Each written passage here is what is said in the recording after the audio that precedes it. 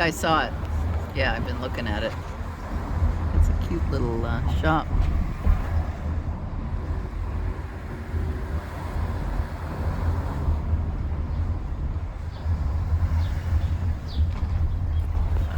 God, the bumps are ridiculous.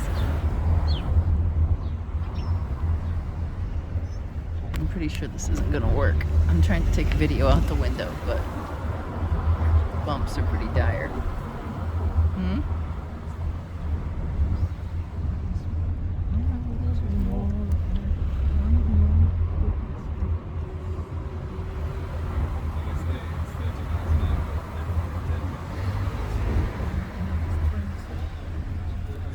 Well, this is a 5-mile-an-hour bump.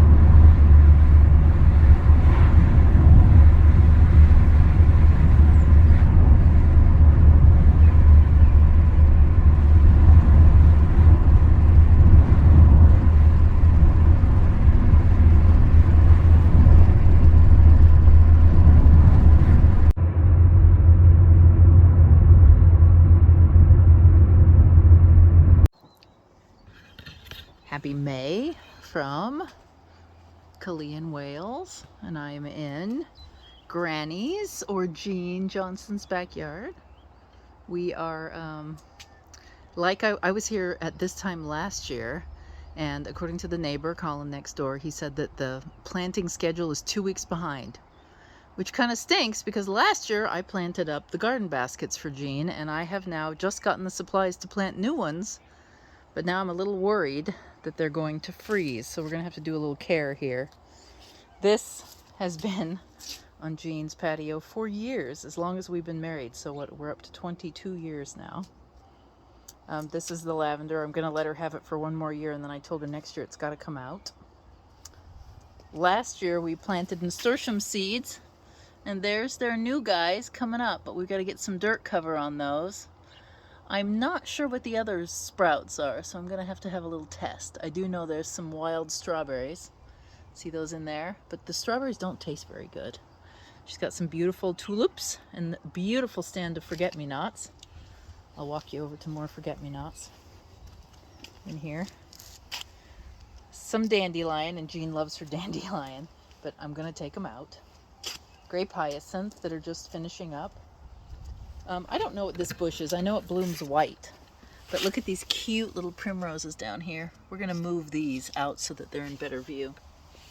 And then something they have in the UK, which I absolutely love, are these baskets right here. They're woven baskets, willow woven baskets, and Jean has 3. I don't know if I'm gonna fill all 3, but I'm gonna fill 2 and then fill a pot maybe. I'm gonna give you a peek at Colin's beautiful backyard. He has a beautiful landscaped backyard. Always been this way as long as David and I have been married. Cute little fun fountain. Let's see if I can get you the fountain. There you go. He's loaned me all the garden tools that I'm gonna use because Jean gave them to him. Colin has pruned her shrubs pruned her shrubs for quite some time, but now she has a garden guy come and do it every couple of weeks or less. He's due, so I'm gonna jump in and do some, because you know I do like a bit of garden work. So here are the plants we got at the garden center. There were no baskets pre-made, but I've got 3 red geraniums because Jean loves red, orange, and yellow, just like me. We got a whole bunch of pansies. They were well in good form, and these pansies smell beautiful. I haven't seen these. Well, I'm sure I've seen these before. Cabana white, and they have little white flowers all over them. I just don't remember seeing them before. Whoops, sorry about that. And then I got a bright yellow marigold, which let's get that in the frame, which oh come on,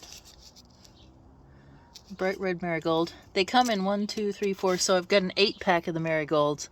I've got 3 of these white little flower plants. I've got a 4-pack of these nice smelling yellow and brown pansies, an 8-pack of these cute little very purple and yellow or orangey yellow pansies, and then we have a mixture of pansies. They like the cool weather, and it's cool here very often. Some of the stuff that's already on the patio blooming, cute little daffodils that I need to get some of these at home for next to keep growing. These are past their prime, almost done, but all these, if you leave them, they'll come back. Grape hyacinths will come back a little bit, but not as great. And then, oh, this is Jean's cherry tree, I believe. It's already done its thing, and I think it needs to be clipped. But let's look at the hooks. So Jean has 3 hooks, so we can hang all 3 baskets. I may have to come back. Might have to get her another basket. Don't know what was in that. It looks like an azalea. We'll have to pull that. But I have all these pots to backfill, or to cover, overfill. And then Jean has a bunch of shrubs that are easier to care for. So, some of my favorite things that we have in the U.S. as well. English daisies. Aren't they cute?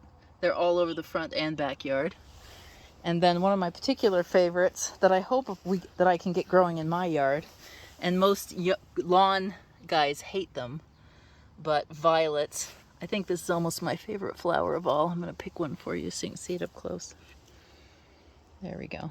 Let's get that focused. Come on. There we go. Love a good violet, and they smell super sweet. I love violets. I don't know what this is. Oh, I do too. I can't think of the name of it, but these, when you cut the stems, the sap will burn you. And I can't, oh, and then she has a heliobore back there that you can barely see. See that green one? And then these are all just nice flowering bushes. It's very secluded in here. Hydrangea, she does like a good spray hybrid hydrangea. So these are hydrangeas. More bulbs in the corner here, bayberry. Don't know what this is. Oh, and there, look at that, lilac. It hasn't bloomed yet. So this lilac's just coming on. I'll have to, you guys in Portland, have our lilacs come on yet? This one's like perched, ready to go. And then more bayberry. I think this is bayberry. I'm not sure what this one is. If you know the name of this one, let me know. Oh, is this cotoneaster? This might be cotoneaster. But yeah, that's Jean's yard right now. And I'm all set. Hopefully, we won't have too much rain. When I left yesterday, or when I left earlier to go to the garden center, it was sunny and warm, and I was like, oh, I don't need my sweater. And we've come home to this overcast, not so nice weather. But at the garden center, I got to wander a little bit, and Jean was up to it. So she did a quick twirl, and then we went and had a pot of tea and some scones with clotted cream and jam in the shop. I'll insert a picture right here of our scones. Because, you know, research. I have to make sure my clotted cream is coming out right and work on the quality of my scones. Marietta, if you watch this, there were raisins in the scones, so I guess I can't say you have to have them plain. Accuracy says raisins. And then we came home because, you know, you don't want to push it on her first outing. So Jean did a great job. She's sitting in her chair, happy as a clam, looking good. Things are looking good. Great. She's feeling so much better. So, yeah. Now I'll switch over and show you my progress on the sweater, and I also have a quilt top that Jean's made that I'm going to show you. Hey, I'm from a new position in Jean's living room than what you've seen before, and I wanted to show you my progress on the sweater. So here we are. The cable problem solved. I divided for the sleeves, cast on 6 more stitches, and I'm going down the body. Now this is the boring, well, there's 2 boring phases to a cardigan sweater or to a full sweater project. It's the body and it's the sleeves. And one way to get over that is to put something interesting in the project, hence this cable, because every once in a while I get something interesting to do. On the sleeves, unless I decide to put a cable down the sleeve, which it's too late, it's going to be boring and I'll just have to suck it up. The good news though is that these sleeves are pretty small and it's chunky yarn, so it'll go fast. Am I going to have enough yarn? I have 1 more skein after this. So I'm going to say it's a no. I also have to add some sort of a placket and or collar onto this. I also have to figure out what I'm going to do at the bottom. And I think I'm going to do a 2x2 rib loose at the bottom. Not because I don't like my sweaters to draw in, but I don't want it to be fancy or simple or anything funky there either. So I think I'm just going to do a simple 2x2 rib at the bottom. But progress has been made on the sweater. Oh, and it fits. Tight, but it fits. I probably would have been happier with 1 size up, but I think I'm going to be perfectly happy with this, and when I block it, it could grow just a touch. The other thing I'm going to show you is Jean's project. So, Jean learned about this charity. She's going to talk in the background because she's camera shy, I can tell. So what was the charity, Jean? Quilts for Care Leavers. Quilts for Care Leavers, and it's for 18-year-olds or 16? Leaving care, 18. At 18 here in the UK, if you leave the social services, like if you're a foster child, they kick you out at 18. And so this charity has put together a program where volunteers make quilts and they give them a quilt as they leave, so at least they have something home-like at their next destination. Hopefully a home, right? But Jean said that they need a lot of quilts for men at 18 instead of women. So no flowers and pretty things, more masculine or gender neutral designs. And so Jean found this one, which I think is cool. I do like solids though. I think that's a really cool one. And so she just needs to quilt it. And she picked out a pale denim-y color backing. So Quilts for Care, I'll put a link in the description below. And I'll put a link to the nursery that we went to. And let's see, that pattern is in progress, so there's no link for that. I can put a link to the yarn I'm using, which is the Studio Donegal Chunky. I'll put a link to the scone recipe. And I'll put a link to the clotted cream recipe, because they are both tasty and you can have them in the US even though you're not in you can have them in the US. You don't need to be in the UK and go down to Morris's to get your good scone. You can make them at home. All right. If you haven't subscribed to the channel, do so. Ring the bell if you want to get notified when we have another video. Maybe the next video, Jean will be in it. I had a look at her sewing room. It's looking mighty fine. Maybe we'll pop up there next time.